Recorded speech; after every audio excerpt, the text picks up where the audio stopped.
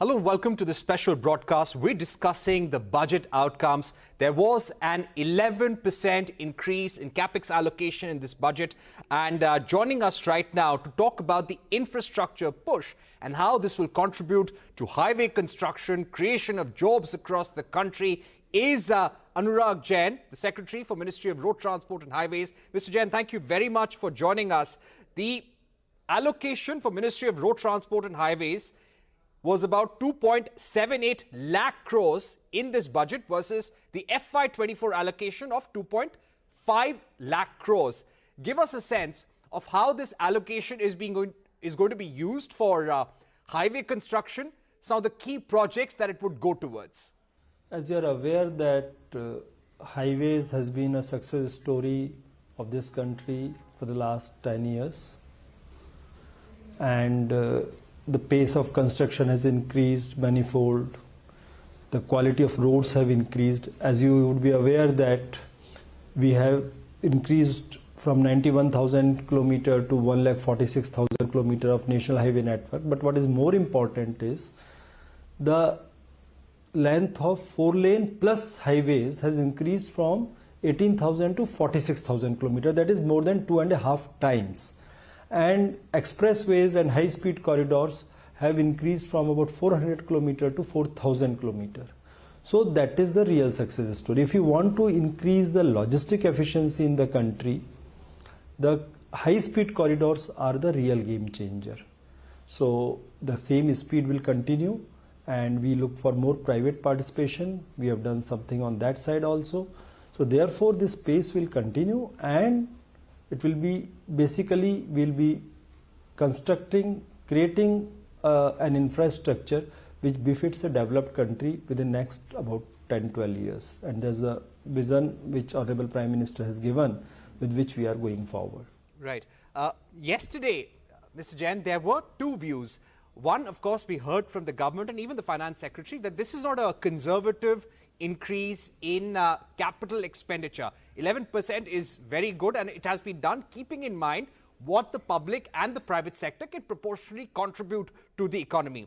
Now, when it comes to infrastructure development, especially roads and highways, what kind of investments do you envisage from the private sector now that the government has put on the table what it can do?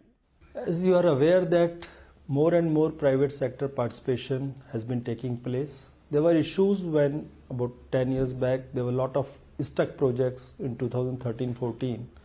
As I am told, at that point of time I was not in this ministry, that more than 400 projects were stuck projects.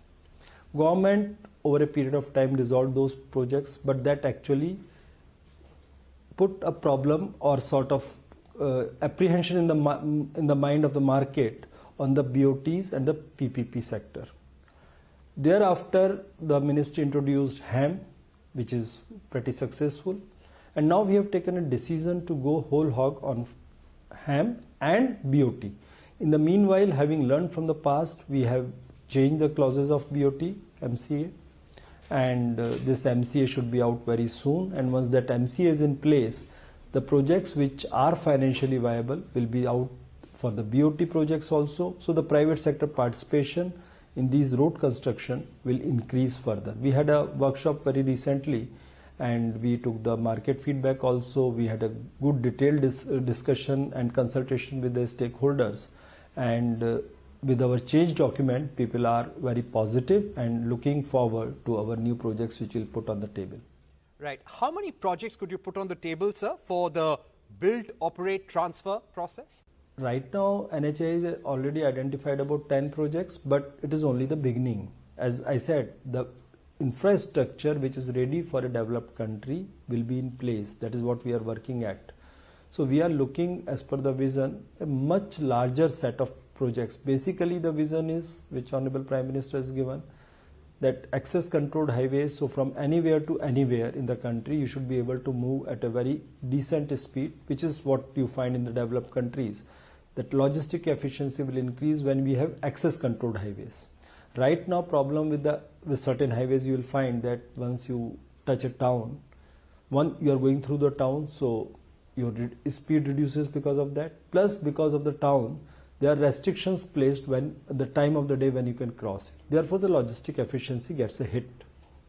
On the other hand, if you have an access controlled highway which goes just bypasses towns and has the exit entry system, the kind of roads we have started building. So that is the core of our vision, and equity has also been built into that. So going forward, that is the kind of project. So they'll continue. As we see, next 12, 13 years, we'll continuously building similar roads and will reach to a level where every part of the country will have good quality roads, and from anywhere to anywhere. This will actually help the industry to grow much faster. Logistic efficiency, this will make the industry competitive.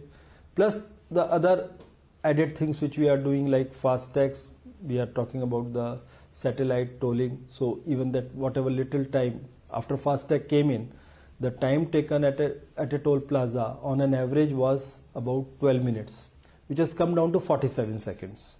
That's the average. I don't say that everywhere you pass through the toll in 47 seconds. But if you go to satellite, there will be no stopping. So that will further add to the efficiency. So we are looking at the road system as a comprehensive thing. We are also looking at the passenger amenities, the wayside amenities. That's another major program.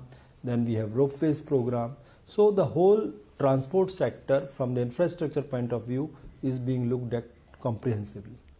Now, in terms of the CAPIC allocation for NHAI specifically, sir, how much would that be out of this total allocation for the Road Transport and Highways Ministry?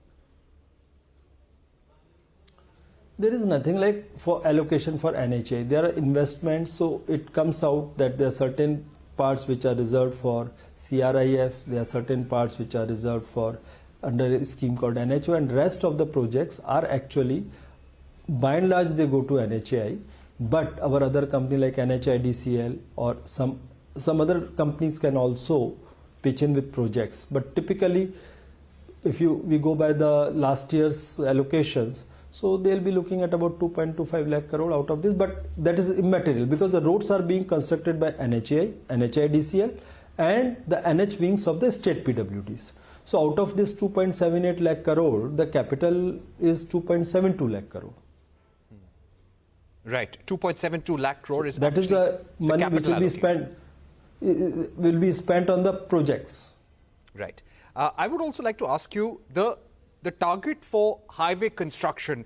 What would be your target of daily highway construction across the country now? What would you like to take it to?